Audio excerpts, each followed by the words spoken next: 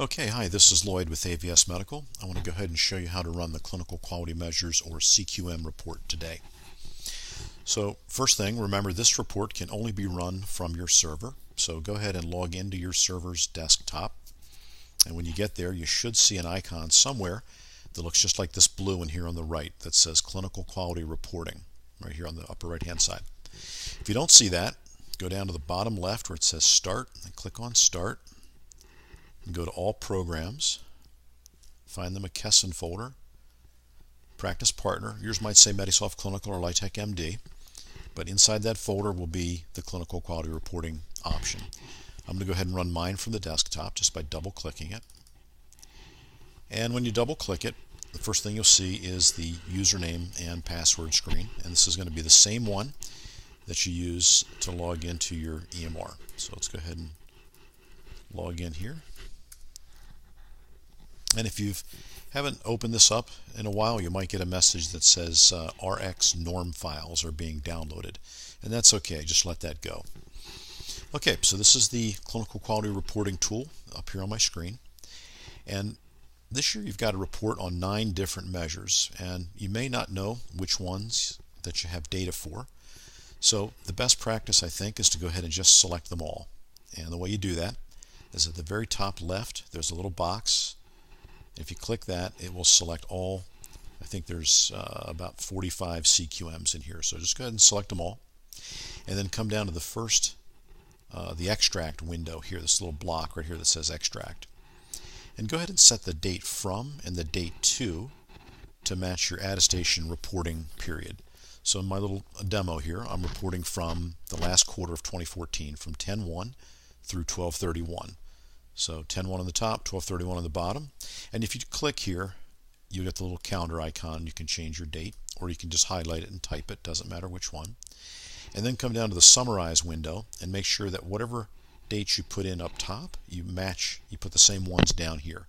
So they want to match your reporting period. So once you've got all your dates set, you want to come down to the providers button down here in the bottom, at the very bottom. And even if you have more than one provider in the practice, my suggestion is to run this by provider. So go ahead and select the providers button, and when you do, you'll see the list of your providers. Select the one you want, put a check mark in it, and then click close. And now you've got your dates set, your measures set, and you've got your provider selected. And what you want to do now is come back up here to where it says extract data, and go ahead and click extract data. And we'll just let this run, and it can run for quite a while. Sometimes I've seen it sit there for over a half of an hour. So just let it sit. Now this window popped up on mine. It says reuse extracted data. Now the reason this came up on mine is because I'm actually re-recording this demo, and I just ran this a few minutes ago. And what it's asking me is, do I want to reuse the first set of data? So I'm going to say yes. But if you see this and you haven't just run your report that day, if it's been longer than a day, I would say no here. But in my case, I'm going to click yes, and it's going to go ahead and it's going to finish running the pulling data out of all of the tables. And like I said, it can sit on some of these tables for a very long time. So just let it sit. It should finish. If it doesn't, you'll get an error. But just let it sit. Don't stop it or close it until it's done.